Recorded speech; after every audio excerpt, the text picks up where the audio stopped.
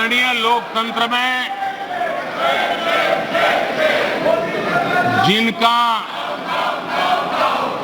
भरोसा नहीं होता है वो सुनाने के लिए तो तैयार होते हैं, लेकिन सुनने का धैर्य नहीं होता है।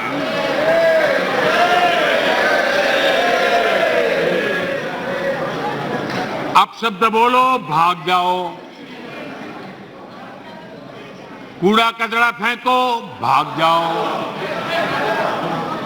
झूठ फैलाओ, भाग जाओ। यही जिनका खेल है। ये देश इनसे अपेक्षा ज्यादा नहीं कर सकता है। अगर इन्होंने गृह मंत्री जी की मणिपुर की चर्चा पर सहमति दिखाई होती तो अकेले मणिपुर विषय पर विस्तार से चर्चा हो सकती थी, हर पहलू पर चर्चा हो सकती थी और उनको भी बहुत कुछ कहने का मौका मिल सकता था, लेकिन उनको चर्चा में रस नहीं था। और कल अमित भाई ने विस्तार से इस विषय की चीजें जब रखी तो देश को भी आश्चर्य हुआ है कि ये लोग इतना झूठ फैला सकते हैं, ऐसे ऐसे पाप करके गए हैं लोग। और उन्होंने आज जब अविश्वास का प्रस्ताव लाए और अविश्वास में सारे विषय पर वो बोले तो ट्रेजरी बेंच का भी दायित्व बनता है कि देश के विश्वास को प्रकट करें, देश के विश्वास को नई ताकत दें, देश के प्रति अविश्वास करने वालों के लिए करारा जवाब दें। ये हमारा भी दायित्व बनता है। हमने कहा था अकेले मणिपुर के लिए आओ, चर्चा करो। गृह मंत्री जी ने चिट्ठी लिख करके कहा था, उनके विभाग से जुड़ा विषय था, लेकिन साहस नहीं था, इरादा नहीं था और पेट में पाप था, दर्द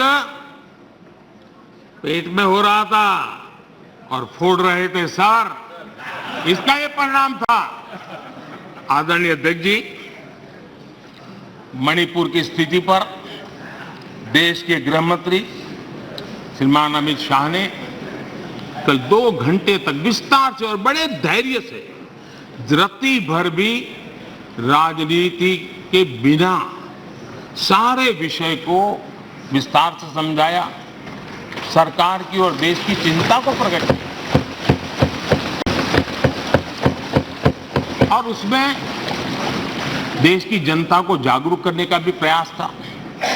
उसमें इस पूरे सदन की तरफ से एक विश्वास का संदेश मणिपुर को पहुंचाने का इरादा था। उसमें जन सामान्य को शिक्षित करने का भी प्रयास था। एक नेक ईमानदारी से देश की भलाई के लिए और मणिपुर की समस्या के लिए रास्ते खोजना एक प्रयास था, लेकिन सिवाय राजनीति कुछ करना नहीं है। इसलिए इन्होंने यही खेल किए, यही स्थिति किया।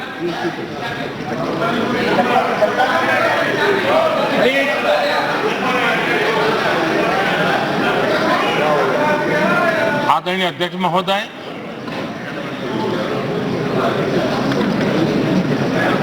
कल वैसे विस्तार से अमित भाई ने बताया है। मणिपुर में अदालत का एक फैसला आया। अब अदालतों में क्या हो रहा है वो हम जानते हैं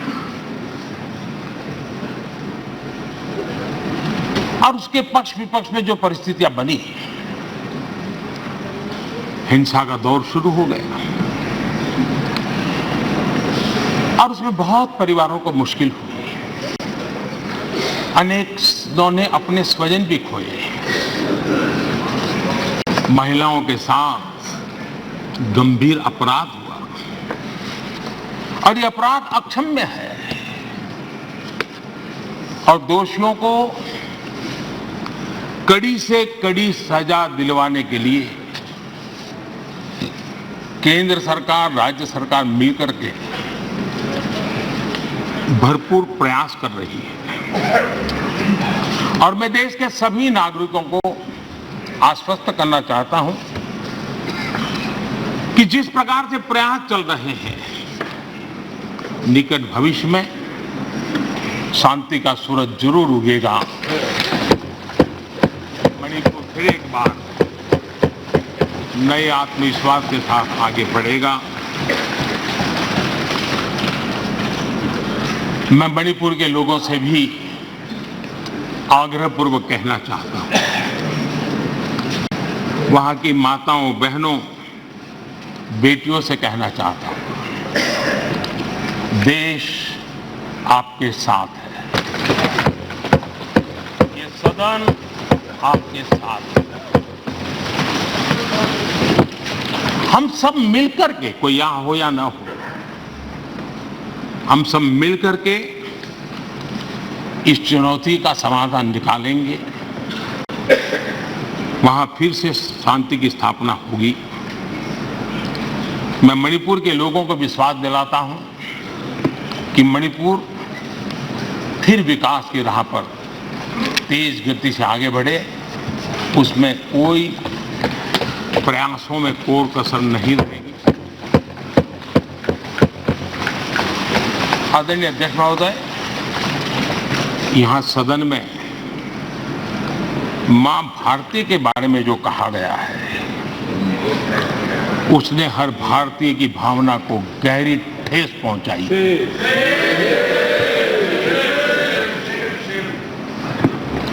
अध्यक्ष जी, पता नहीं मुझे क्या हो गया है, सत्ता के बिना ऐसा हाल किसी का हो जाता है। सत्ता सुख के बिना जी नहीं सकते, और क्या क्या भाषा बोल रहे हैं। आदरणीय अध्यक्ष जी, पता नहीं क्यों कुछ लोगों को भारत मां की मृत्यु की कामना करते नजर आ रहे हैं। इससे बड़ा दुर्भाग्य क्या? ये वो लोग हैं जो कभी लोकतंत्र की हत्या की बात करते हैं, कभी संविधान की हत्या की बात करते हैं। दरअसल जो इनके मन में है, वही उनके कृतित्व में सामने आ जाता है। मैं हैरान हूं, और ये बोलने वाले कौन लोग हैं? क्या ये देश भूल गया है? ये 14 अगस्त विभाजन विभीषिका पीड़ादायक दिवस आज भी हमारे सामने उन चीख को लेकर के, उस दर्द को लेकर के आता है। ये वो लोग जिन्होंने मां भारती के 3-3 टुकड़े कर दिए। जब मां भारती की गुलामी की जंजीरों से मुक्त कराना था, जब मां भारती की जंजीरों को तोड़ना था, बेड़ियों को काटना था, तब इन लोगों ने मां भारती की भुजाएं काट दी, मां भारती के 3-3 टुकड़े कर दिए। और ये लोग किस मुंह से ऐसा बोलने की हिम्मत करते हैं? आदरणीय अध्यक्ष जी, ये वो लोग हैं जिस वंदे मातरम गीत ने देश के लिए मर मिटने की प्रेरणा दी थी। हिंदुस्तान के हर कोने में वंदे मातरम चेतना का स्वर बन गया था। तुष्टीकरण की राजनीति के चलते उन्होंने मां भारती के ही टुकड़े किए, इतना नहीं, वंदे मातरम गीत के भी टुकड़े कर दिए लोगों ने। ये वो लोग हैं माननीय अध्यक्ष जी, जो भारत तेरे टुकड़े होंगे, ये गैंग, ये नारा लगाने वाले लोग, इनको बढ़ावा देने के लिए, उनका प्रोत्साहन करने के लिए पहुंच जाते हैं। भारत तेरे टुकड़े होंगे, उनको बढ़ावा दे रहे हैं। ये उन लोगों की मदद कर रहे हैं जो ये कहते हैं कि सिलीगुड़ी के पास जो छोटा सा नॉर्थ ईस्ट को जोड़ने वाला कॉरिडोर है, उसको काट दें तो बिल्कुल नॉर्थ ईस्ट अलग हो जाएगा। ये सपना देखने वालों का जो लोग समर्थन करते हैं, आदरणीय अध्यक्ष जी, मैं जरा इनको, जहां भी हो, जरा मेरा सवाल अगल बगल में बैठे हुए को जवाब दें। ये जो बाहर गए ना, उनको जरा पूछें ये कच्छ तीवू क्या है? कोई पूछे इनको कच्छ तीवू क्या है? इतनी बड़ी बातें करते हैं ना, आज मैं बताना चाहता हूं ये कच्छ तीवू क्या है। और ये कच्छ तीवू कहां आया, जरा उनको पूछ लीजिए। इतनी बड़ी बातें लिख करके देश को गुमराह करने का प्रयास कर रहे हैं। और ये डीएमके वाले, उनकी सरकार, उनके मुख्यमंत्री मुझे चिट्ठी लिखते हैं, अभी भी लिखते हैं और कहते हैं मोदी जी कच्छ तीवू वापस ले आइए। ये कच्छ तीवू है क्या? किसने किया? तमिलनाडु से आगे श्रीलंका के पहले एक टापू किसने किसी दूसरे देश को दे दिया था? कब दिया था? कहां गई थी? क्या ये भारत माता नहीं थी वहां? क्या वो मां भारती का अंग नहीं था? और इसको भी आपने तोड़ा। और कौन था उस समय? श्रीमती इंदिरा गांधी के नेतृत्व में हुआ था।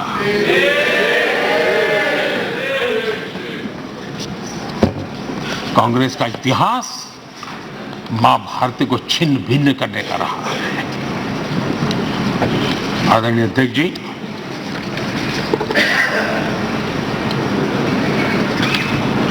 और कांग्रेस का मां भारती के प्रति प्रेम क्या रहा है? भारत के वासियों के प्रति प्रेम क्या रहा है? एक सच्चाई बड़े दुख के साथ मैं इस सदन के सामने रखना चाहता हूं। ये पीड़ा वो नहीं समझ पाएंगे। मैं नॉर्थ ईस्ट के चप्पे चप्पे पर घुमा हुआ व्यक्ति हूं और राजनीति में कुछ नहीं था, तब भी अपने पैर वहां घिसता था। मेरा एक इमोशनल अटैचमेंट है उस क्षेत्र के प्रति, इनको अंदाज नहीं है। माननीय अध्यक्ष जी, मैं 3 प्रसंग आपके सामने रखना चाहता हूं सदन से, और बड़े दर्द के साथ कहना चाहता हूं, देशवासी भी सुन रहे हैं। पहली घटना 5 मार्च 1966, 5 मार्च 1966। इस दिन कांग्रेस ने मिजोरम में